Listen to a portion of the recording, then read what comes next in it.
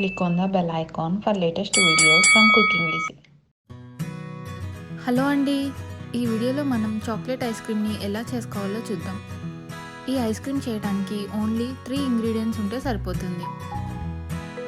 ఒక మిక్సింగ్ బౌల్లో 1 cup heavy క్రీమ్ని తీసుకోవాలి. ఐస్ క్రీమ్ చేయడానికి యూజ్ చేసే హెవీ క్రీమ్ చాలా కూల్గా చిల్లుడుగా ఉండాలి. ఈ హెవీ క్రీమ్ ఇలా ఎలక్ట్రిక్ బీటర్తో ఒక 2 to 3 మినిట్స్ మీడియం స్పీడ్లో బీట్ చేసుకోవాలి. మనకి హెవీ క్రీమ్ అనేది లైట్ సాఫ్ట్ పీక్స్ వచ్చే వరకు బీట్ చేసుకోవాలి.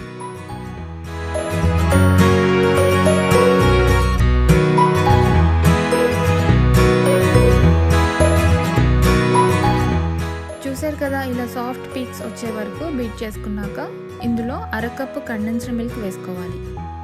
కండెన్స్డ్ మిల్క్ వేసుకున్నాక 1 నిమిషం పాటు మీడియం స్పీడ్లో బీట్ చేసుకోవాలి.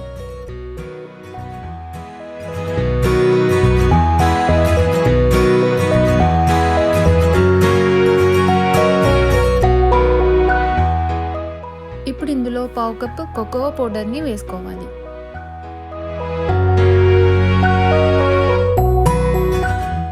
కోకో పౌడర్ క్రీమ్లో కలిసేలాగా మళ్ళీ బీట్ చేసుకోవాలి.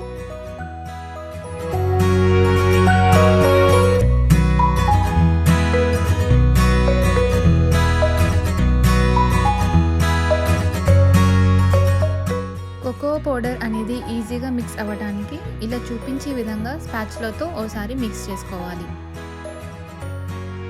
ఆ తర్వాత మళ్ళీ 2 to 3 మినిట్స్ మీడియం స్పీడ్లో క్రీమ్ అనేది స్టిఫ్ పీక్స్ వచ్చే వరకు బీట్ చేసుకోవాలి. ఇప్పుడు ఈ క్రీమ్ని అంతా ఒక బౌల్లోకి ట్రాన్స్ఫర్ చేసుకొని క్రీమ్ని అంతా ఈవెన్గా స్ప్రెడ్ చేసుకోవాలి.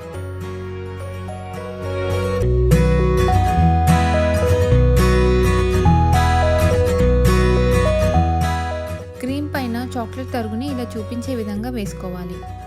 ఈ స్టెప్ అనేది కంప్లీట్గా ఆప్షనల్ అండి.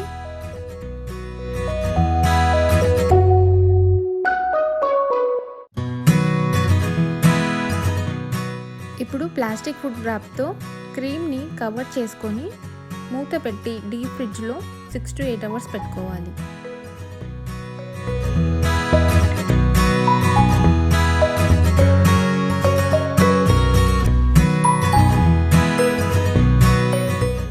అవర్స్ తర్వాత ఐస్ క్రీమ్ బాక్స్ని బయటికి తీసుకుంటే మనకి ఐస్ క్రీమ్ అనేది చాలా సాఫ్ట్గా క్రీమీగా రెడీ అయిపోయింది.